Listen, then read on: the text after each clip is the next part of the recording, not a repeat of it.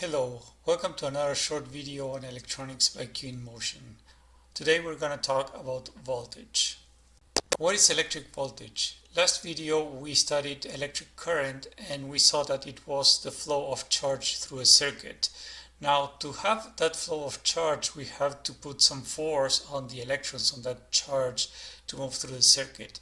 The voltage, you can think of it as a measure of how much pressure or how much force you're putting on those electrons to make them move through the circuit.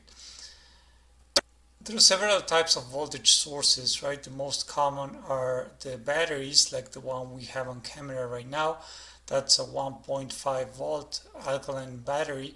And we also have power supplies like cell phone chargers, for instance.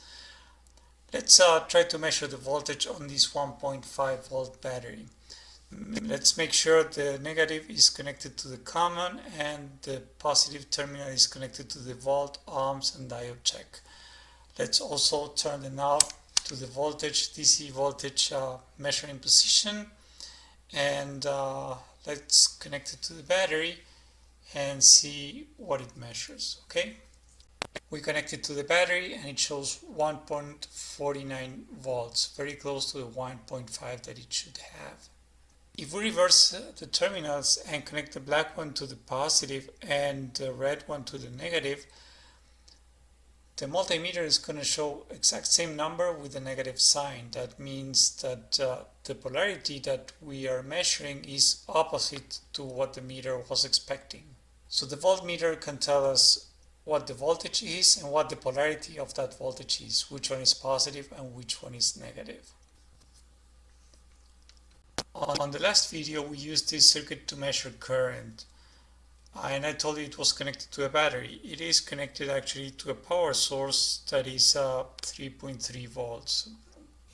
If we measure it, it's going to be very close to the 3.3 volts. It actually has a selector switch that allows me to change it to 5 volts, so I'm going to do that. And again I measure something very close to 5 volts.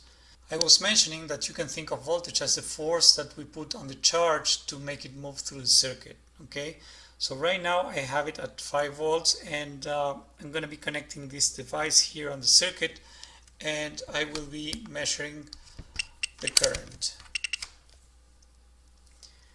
And the current here is about 49 milliamps. Okay.